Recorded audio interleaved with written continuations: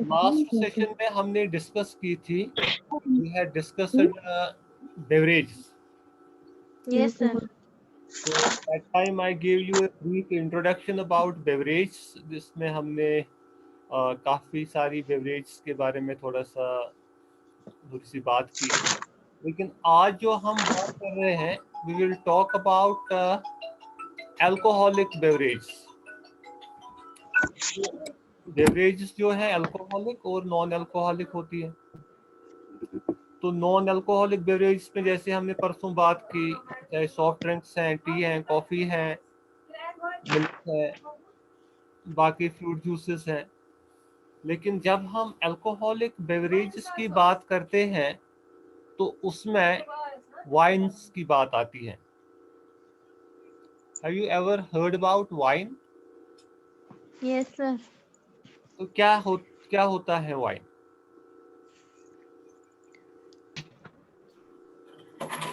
Sir alcoholic. हाँ, it is an alcoholic beverage. तो इसमें जो मेन इंग्रेडिएंट होता है जिससे ये बनता है वो क्या है?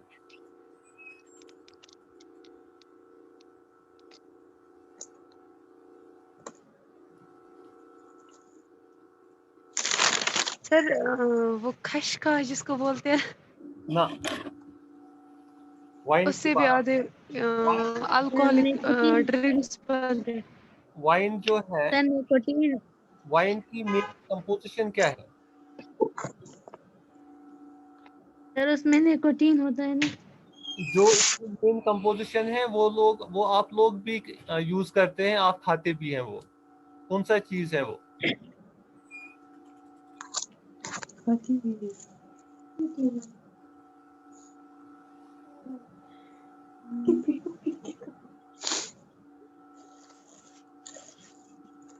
आप थोड़ा सा सोच लीजिए। ये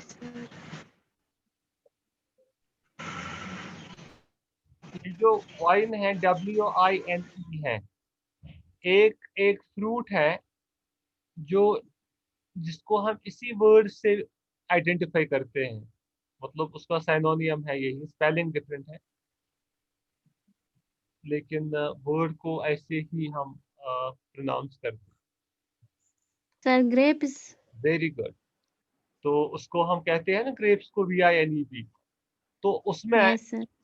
जो ग्रेप्स हैं, ग्रेप्स ही मेन इंग्रेडिएंट होता है वाइन। क्योंकि ये जो वाइन है, ये फ्रेशली गैदर्ड ग्रेप्स से बनता है।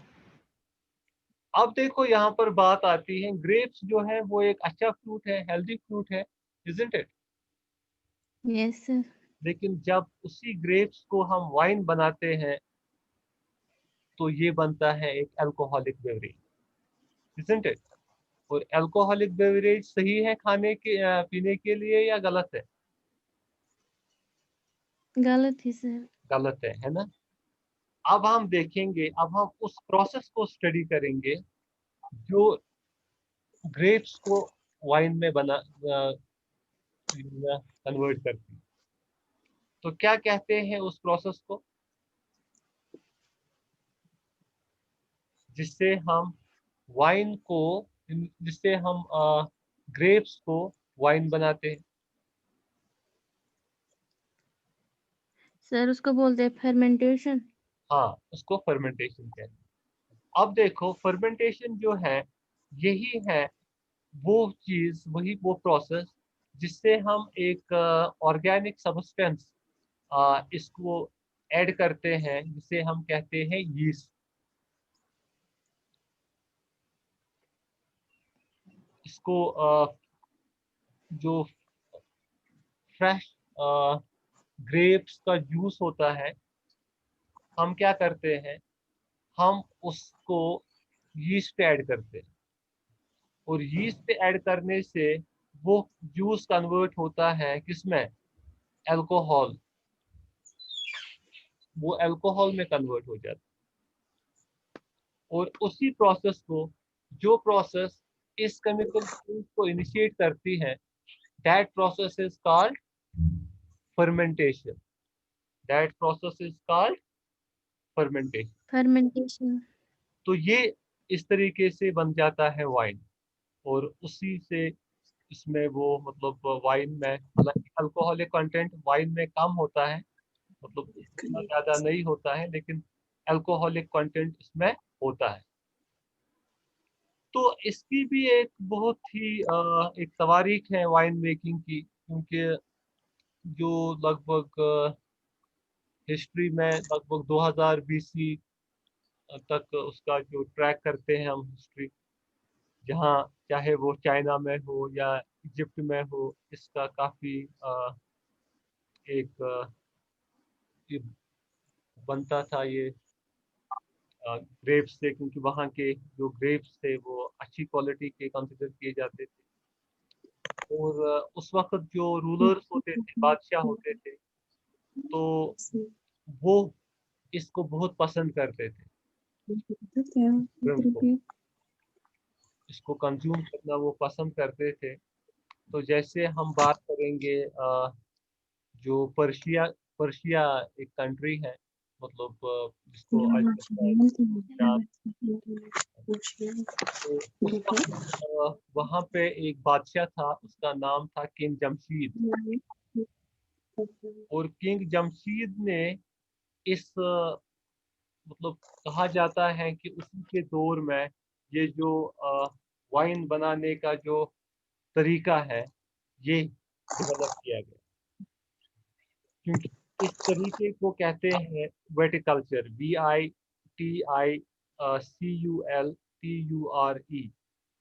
तो कहते हैं कि किंग जमशीद के ज़माने में ये वेटिकल्चर वहाँ पे फ्लोरिश हो गया, जहाँ पे फ्रेशली गैदर्ड ग्रेप्स को वाइन में कन्वर्ट किया गया। तो तब से फिर आज तक अभी आप देख रहे हैं कि काफ़ी बड़ी इंडस्ट्री है ये। अब जो ये वाइन है, इसमें क्या होता है बेसिकली, इसमें जो शुगर होता है उसे कहते हैं फ्रक्टोज। क्या कहते हैं? फ्रक्टोज। लैक्टोज। वही शुगर बहुत तेजी के साथ फर्मेंट हो जाता है जब उसको यीस्ट ऐड किया जाता है, राइट। तो फिर ये जो वाइन्स हैं इनकी भी काफ़ी टाइप्स हैं।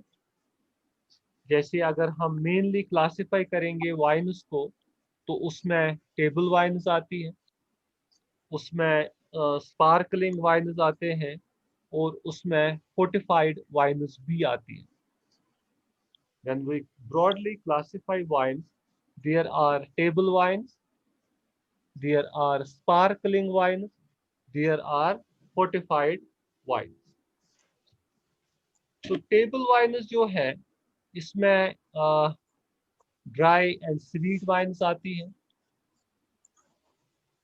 तो ड्राई जो है उसमें शुगर कंटेंट या तो कम होता है या उसमें शुगर कंटेंट बिल्कुल ही नहीं होता। आप देखते हैं ना आजकल बहुत सारे लोग हैं डायबिटिक, क्योंकि व्हेन वी ऐसे टॉक अबाउट होटल इंडस्ट्री, क्योंकि जब हम हॉस्पिटलिटी की बात करते हैं तो हॉस्पिटलिटी का जो एक बहुत बड़ा कंपोनेंट है वो होटल इंडस्ट्री है। और होटल इंडस्ट्री में जब हम सबसे जो टॉप कैटेगरी ऑफ होटल्स होते हैं वो 5 स्टार डिलेक्स होते हैं।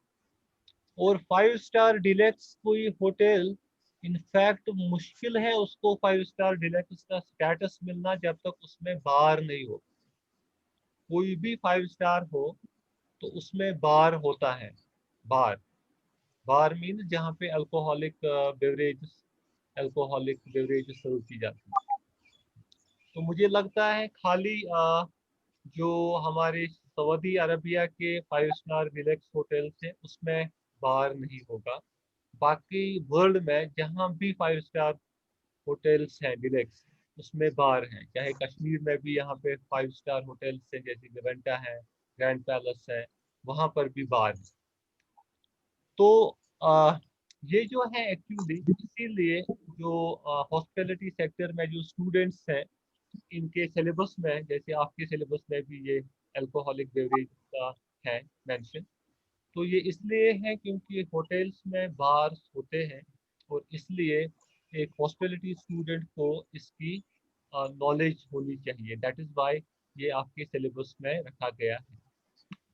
तो अब जो हम बात कर रहे हैं अभी टेबल वाइन्स की, टेबल वाइन्स में ये है कि ये चाहे रेड, वाइट या रोज वाइन्स इनको कहा जाता है, और इसमें कार्बोनेशन इनमें नहीं होती है।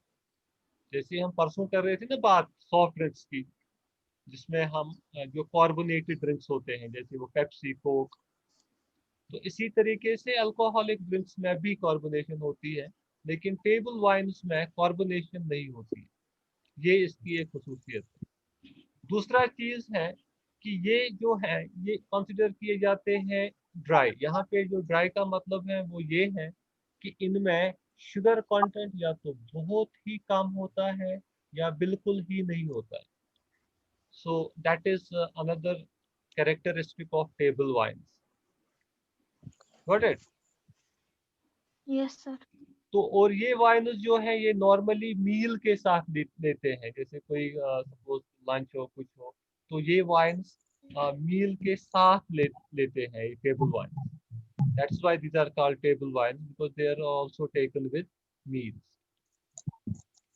तो जो अल्कोहलिक कंटेंट होता है टेबल वाइन्स में वो 7 से 14% तक होता है। 7 to 14% इसमें अल्कोहल होता है।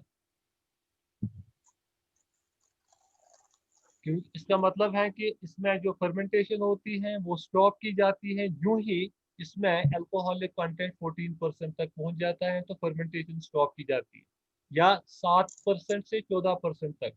कभी 7% पे फर्मेंटेशन स्टॉप की जाती है, मैक्सिमम 14% लेवल तक ही, क्योंकि उसमें जब ये जो फैक्ट्रीज होते हैं उसमें बाकायदा वो मीटर्स लगे होते हैं, जैसे थर्मामीटर होता है उसी तरीके से मीटर्स होते हैं, तो वो दिखाता रहता है कि इसमें किस कंटेंट तक, किस परसेंटेज तक अल्कोहलिक कंटेंट आ गया। जब 7% से 14% तक जाता है तो ये स्टॉप की जाती है, कभी 7% पे, कभी 8, कभी 9, लेकिन 14% से ज्यादा इसमें अल्कोहलिक कंटेंट नहीं होता। तो ये होती है टेबल वाइन। इनफैक्ट वाइन इसमें अक्सर अल्कोहलिक कंटेंट कम ही रहता है, मतलब ज्यादा नहीं रहता है। इसलिए जो लोग वाइन पीते हैं तो उनको वैसा नहीं होता है जैसे कभी होता है ना कुछ लोग जो अल्कोहल पी के फिर उनका दिमाग ही काम नहीं करता है, वो उधर उधर की बातें करते हैं। वो चीज वाइन पी के नहीं होता है, क्योंकि वाइन में अल्कोहलिक कंटेंट उतना ज्यादा नहीं होता। तो ये हम बात कर रहे थे टेबल वाइन्स की। उसके बाद हम बात कर लेंगे स्पार्कलिंग वाइन। स्पार्कलिंग वाइन्स वो वाइन्स होती है जिसमें कार्बन डाइऑक्साइड को यूज किया जाता है टू मेक इट फिजी। आप देखते हैं ना, जैसे हम कार्बोनेशन बोलते हैं, कार्बोनेशन में हम कार्बन डाइऑक्साइड उसमें ऐड करते हैं। जैसे सॉफ्ट ड्रिंक्स की हम बात करते हैं, फिजी होता है वो, जैसे आप कोक को ऐसे ऐसे करते हैं, कोक को, तो फिर उसमें वो जिसको आप कहते हैं, क्या कहते हैं आप उसको, वो जो ना ऊपर से उसको आता है, तो उसी तरीके से स्पार्कलिंग वाइन में वही चीज होता है। स्पार्कलिंग वाइन में कार्बोनेशन से कार्बन डाइऑक्साइड को ऐड किया जाता है और ये फिजी बन जाता है, ताकि उसमें वो प्रेशर अचीव करता है और फिर रिफर्मेंटेशन होती है ताकि वो कार्बन डाइऑक्साइड बोतल में कैप्चर हो जाए। तो इसमें इस किस्म की वाइन जो स्पार्कलिंग वाइन है, इसमें जो काफी फेमस है वो है शैंपेन। शैंपेन कहते हैं उसको, CHAMPAGNE, शैंपेन। शैंपेन जो है that is the very common sparkling wine. तो अगर आपने कभी देखा होगा मूवीज में जब कोई पार्टी होती है तो फिर उसमें वो दिखाते हैं ना वो शैंपेन, फिर वो ऐसे ऊपर तक वो जाता है, जब वो खोलते हैं वो बोतल्स ऊपर तक जाता है, जैसे उसमें वो निकलता है जोर Yes. से। सो that is the example of sparkling wine. Fine. तो ये शैंपेन, इसका जो नाम पड़ा है बेसिकली फ्रांस एक कंट्री है, तो में एक डिस्ट्रिक्ट है, उसका नाम है शम्पेन। और इसमें पहले उधर ही ये पाया गया, मतलब इसका जो ये शम्पेन उसी डिस्ट्रिक्ट में पहले इसको एज यूज किया गया, तो इसलिए इसका नाम शम्पेन पड़ गया। तो फिर जब बाकी कंट्रीज में भी इसको डेवलप किया गया, इस टाइप की ड्रिंक को, स्पार्कलिंग वाइन को, जैसे कैलिफोर्निया में या बाकी कंट्रीज में, तो फिर उसको उसी नाम से आइडेंटिफाई किया गया। जैसे कैलिफोर्निया शैंपेन अलग होती है, इसी तरीके से और किसी जर्मन शैंपेन अलग होती है। तो इस तरीके से ये स्पार्कलिंग वाइन्स का यूज होता है इन फंक्शंस में। यहाँ पे कोई पार्टी होती है, सेलिब्रेशन होती है, तो उसमें लोग इसका यूज करते हैं। तो इसमें भी जो कंटेंट ऑफ अल्कोहल रहता है वो लगभग यही 14% के आसपास या उससे कम रहता है स्पार्कलिंग वाइन्स में। तो उसके बाद हम बात कर रहे हैं फोर्टिफाइड वाइन्स। अभी हमने बात की टेबल वाइन्स की, उसके बाद हमने स्पार्कलिंग वाइन्स की बात की। तो उसके बाद हम बात करते हैं तीसरी कैटेगरी इसमें, that is fortified wines. Fortified wines वो वाइन्स होते हैं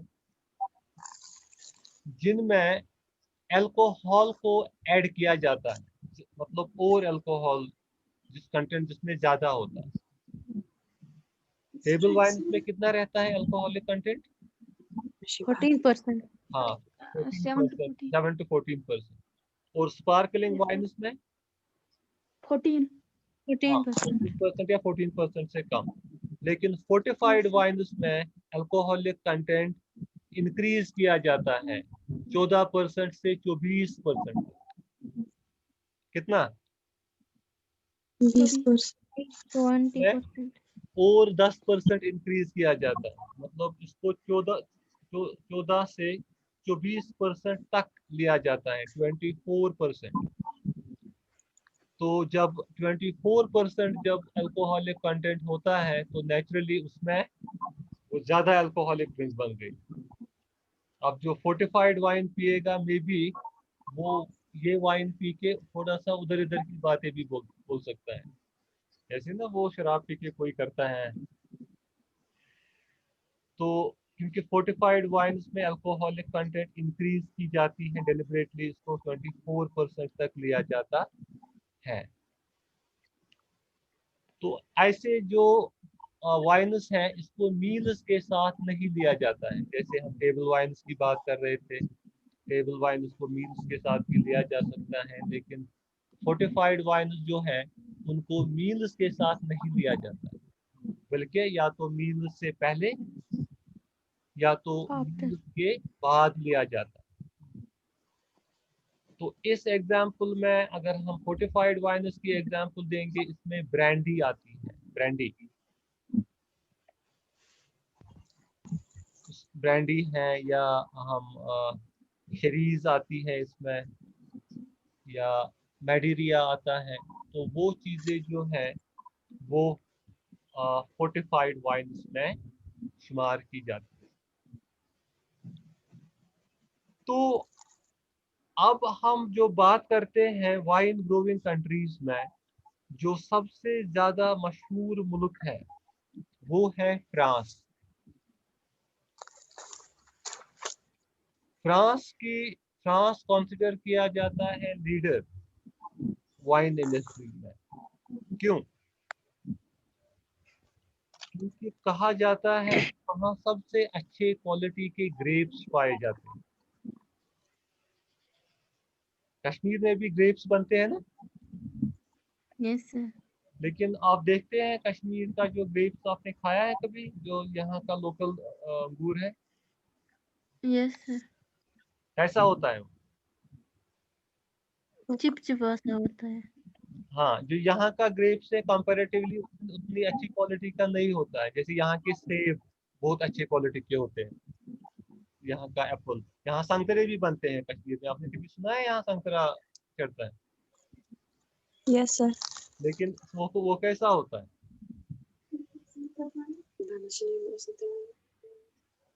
यहाँ का संतरा एक तो साइज उसका छोटा रहता है, दूसरा वो बहुत ज्यादा खट्टा होता है, क्योंकि संतरा कंसिडर किया जाता है, सपोज महाराष्ट्र में नागपुर है वो अच्छा क्वालिटी संतरा वहाँ से आता है, बाकी जगह कश्मीर का संतरा नहीं उतना अच्छा है। यहाँ का सेब बहुत अच्छा कंसिडर किया जाता है, कश्मीर का एप्पल इंपोर्ट होता है, एक्सपोर्ट होता है बाकी कंट्रीज में।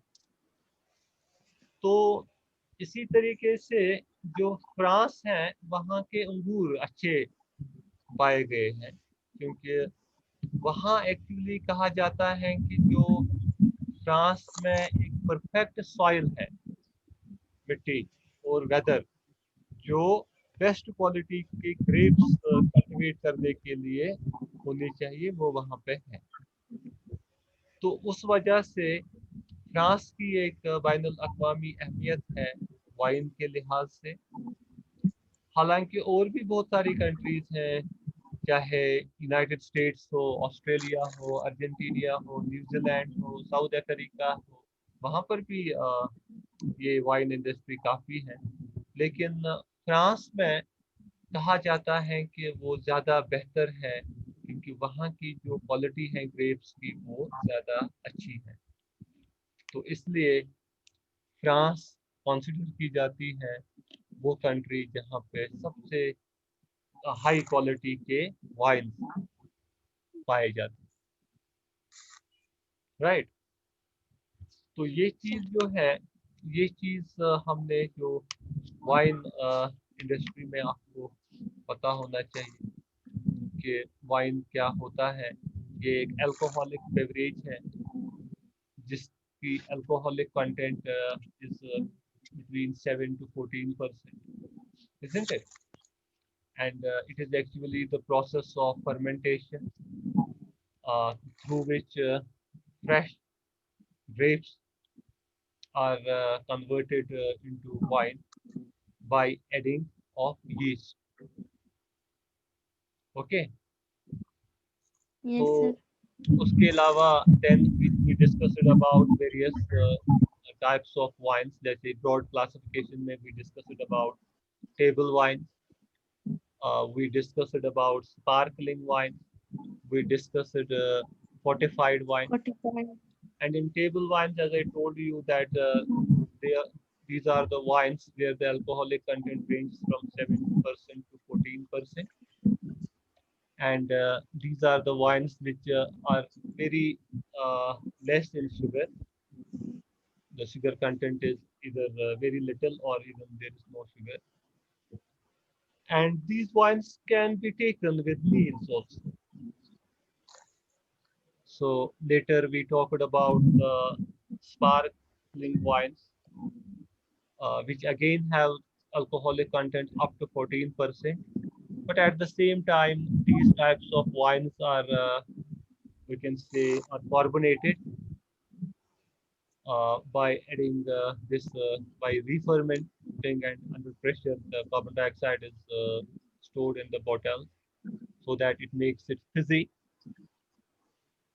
And also in this category, we talked about that it was actually a district champagne in France where it was first introduced, and later this type of wine has been very common in other parts as well. And in parties, also occasions, this champagne parties are being celebrated where this type of wine is consumed. And after that, we discussed the fortified wine, and those are the wines where the alcoholic content is increased from 10%, 14% to 24%. That means it makes it more alcoholic. And these are the wines which normally are not taken with meals, but they can be taken before or after the meals. And also today we discussed about the country which is famous for winemaking, that is France, France. because of its quality of soil, and we can say climate which is adequate for high quality grapes, isn't it? Yes, sir. So this was actually the topic that we discussed today. And now, if there is any sort of confusion which you have or anything you want to further discuss about, the topic is open for discussion.